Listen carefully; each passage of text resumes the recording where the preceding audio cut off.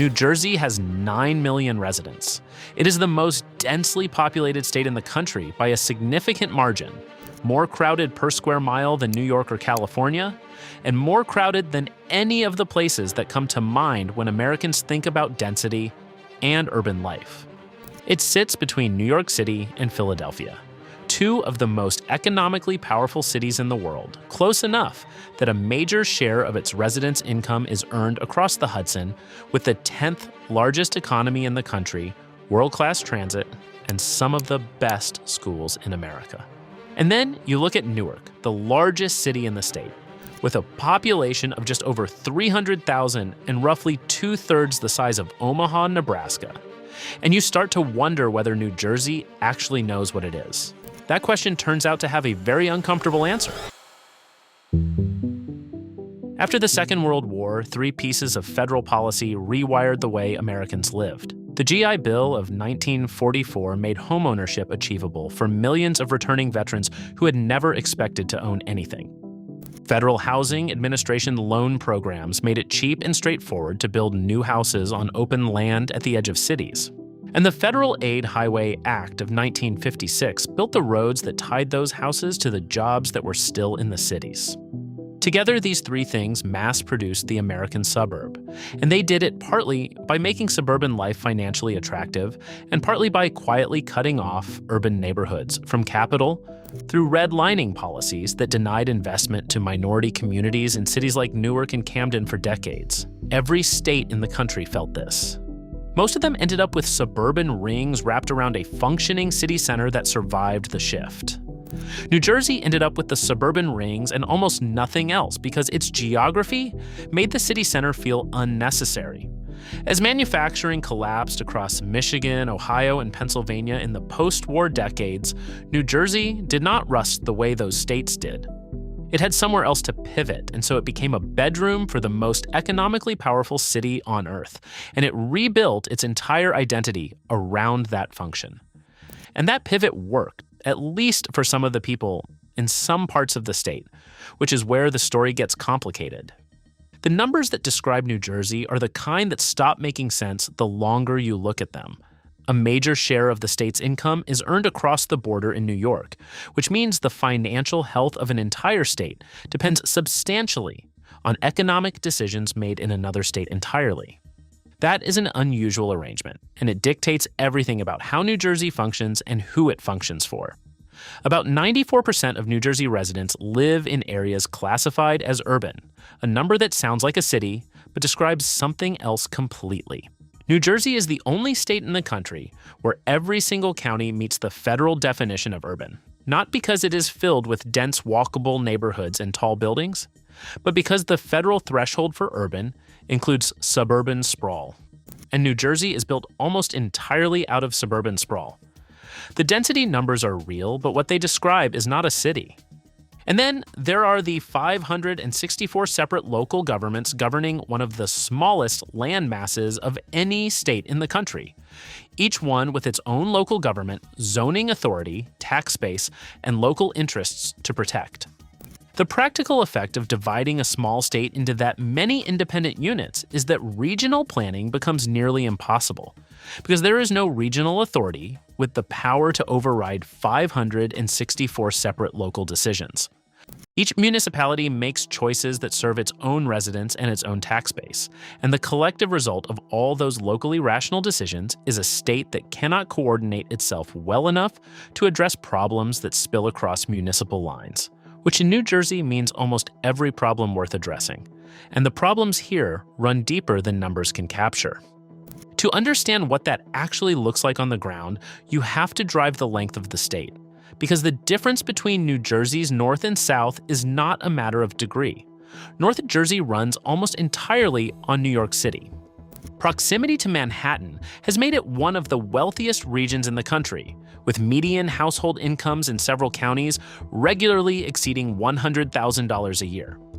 4 of the state's 5 largest cities are located here, which sounds like a paradox for a region built around suburban commuting, until you remember that even the biggest of those cities would barely register as a mid-sized city anywhere else in the country. The wealth in North Jersey is real concentrated, and flows directly from the corridor running closest to the New York border.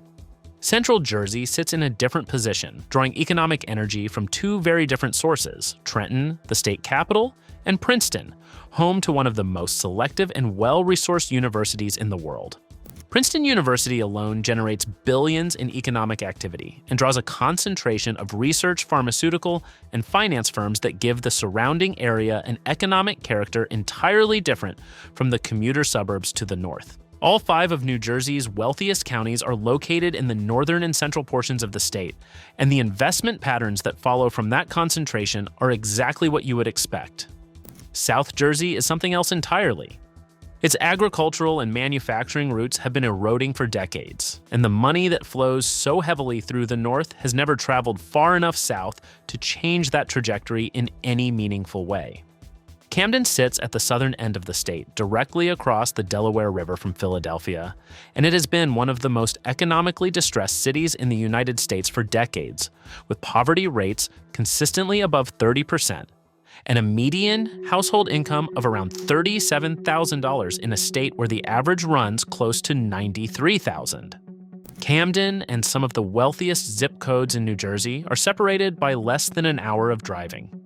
The gap between those two realities is one of the more difficult things to sit with in a state that considers itself prosperous.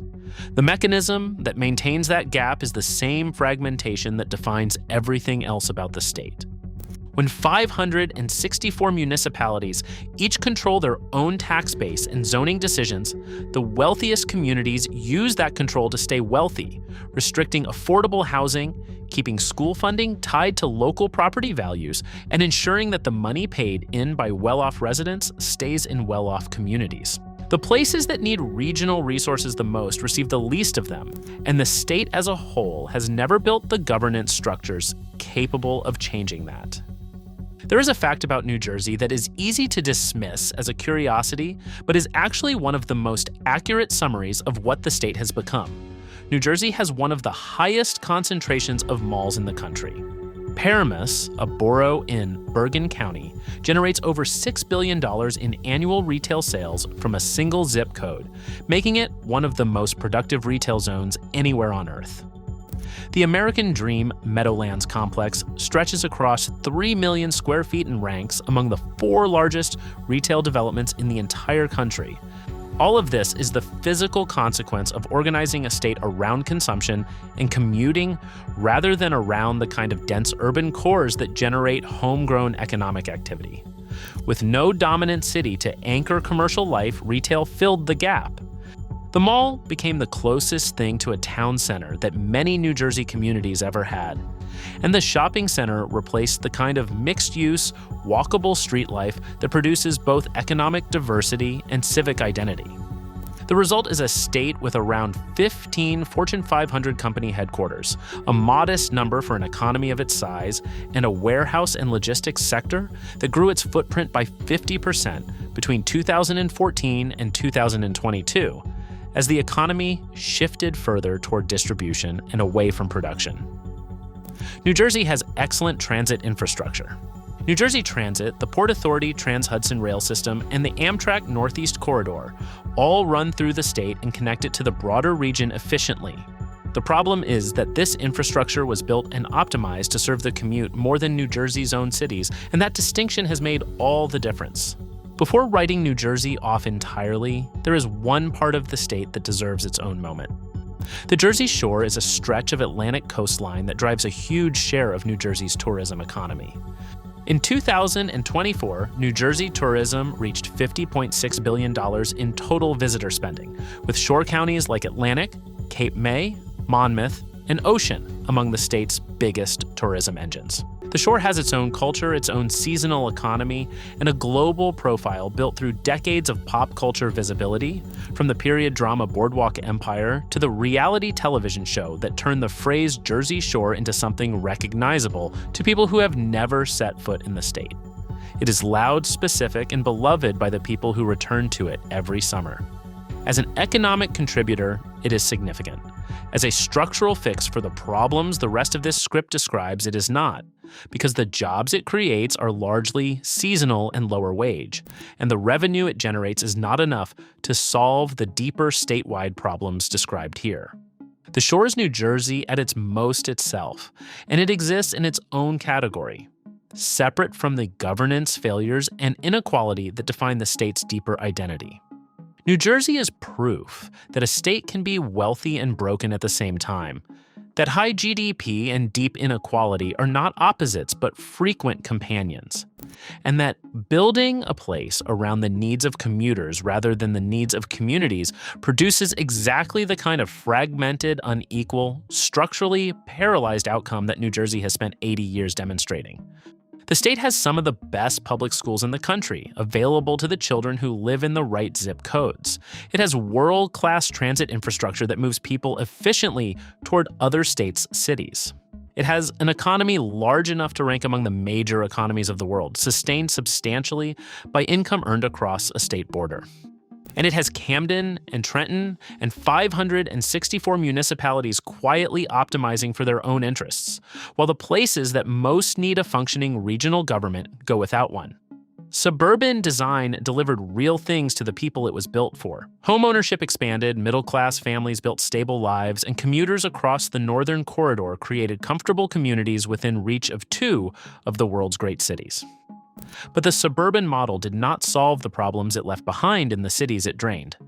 It pushed those problems outward, stripped them of resources, and produced a geography where prosperity and distress sit within an hour of each other without any structural mechanism to close the distance. By 2050, New Jersey is projected to be functionally built out, meaning that nearly all future development will have to come from redeveloping what already exists rather than building on open land. The state cannot sprawl its way forward anymore, and the tools it has relied on for 80 years, proximity to great cities, cheap land at the edges, federally subsidized home ownership, are no longer available in the same way. Whatever it becomes next will have to come from within the patchwork it has already built, finding ways to make 564 separate pieces function as something more coherent than they currently do. Whether New Jersey has the political will to do, that is a question its entire history has been building toward. And the answer is not yet clear.